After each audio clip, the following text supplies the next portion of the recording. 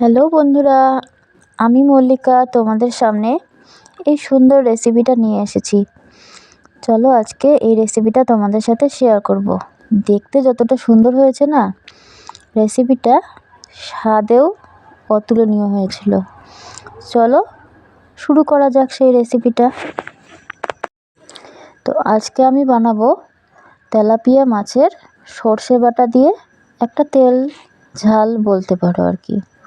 তো দেখো কড়াই বসিয়ে দিয়েছি, আর তার মধ্যে আমি 1 চিমটি লবণ দিয়ে দিলাম। আর এখানে পেঁয়াজ, আর এগুলো হচ্ছে বেবি গার্লিক বা রসুন বলতে পারো।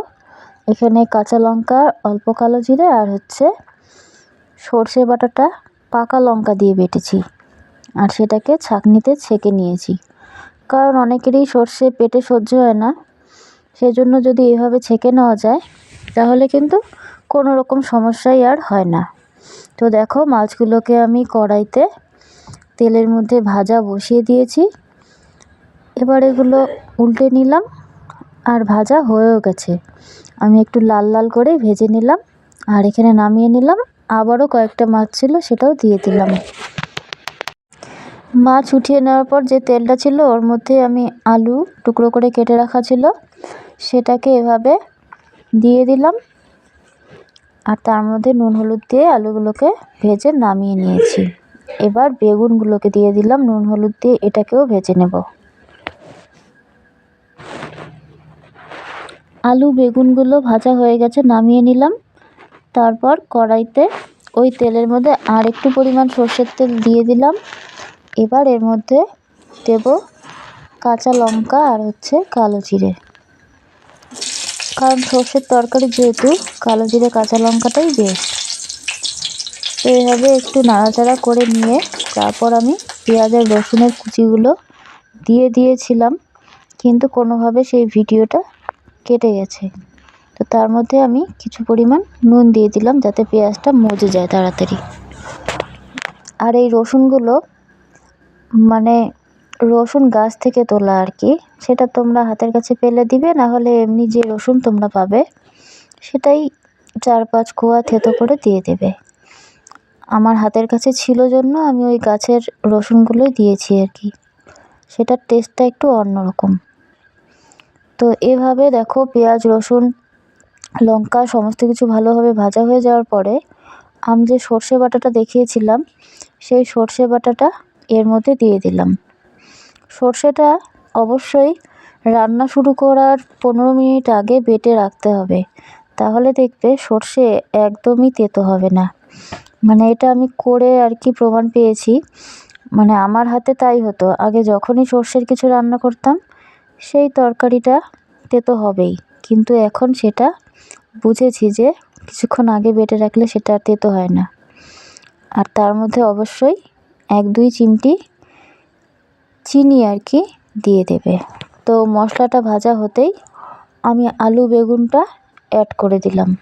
এবার এর সাথে মশলাগুলোকে খুব ভালোভাবে মিশিয়ে নেব। এই রান্নায় কিন্তু আমি কোনো শুকনো লঙ্কা কিংবা কাশ্মীরি লঙ্কার গুঁড়ো কোনোটাই ব্যবহার করিনি।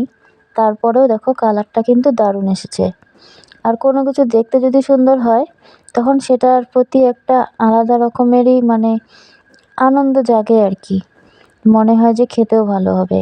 আসলেই তাই, খেতেও খুব ভালো হয়েছিল। তো আমার মশলাটা ভাজা হয়ে গেছে। এবার আমি ওই বেগুন ভাজার বাটিতেই কিছু পরিমাণ জল নিয়ে এর মধ্যে দিয়ে দিলাম।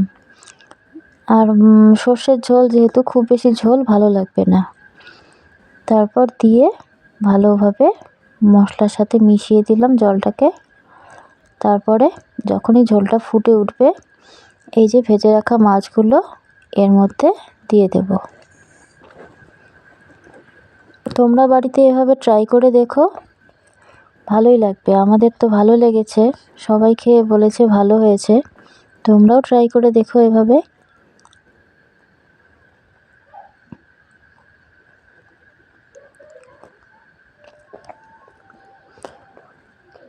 নুন ঝাল স্বাদ মতন যে যার মতন দিয়ে দেবে। তো ফুটে উঠেছে আবারও আমার ঝোলটা। এবার শেষের দিকে যখন হয়ে যাবে তখন এর মধ্যে দিয়ে দেব কুচি করে রাখা ধনেপাতা আর একটু সর্ষের তেল ওপর থেকে ছড়িয়ে নামিয়ে নিলেই রেডি হয়ে যাবে আমাদের তেলাপিয়া মাছের সর্ষে ঝাল। এই দেখো ওপর থেকে আমি সর্ষের তেল ছড়িয়ে দিলাম আর এখানে নামিয়ে পরিবেশন করলাম। কেমন লাগলো দেখতে কমেন্ট করে জানিও কিন্তু বন্ধুরা। তোমরাও এভাবে বাড়িতে বানিয়ে খেয়ে নিও। পরবর্তী ভিডিওর জন্য চোখ রাখো আমার চ্যানেলে। সকলে ততক্ষণের মতন সুস্থ থেকো, ভালো থেকো আর আমার চ্যানেলের সাথে জুড়ে থেকো। টাটা।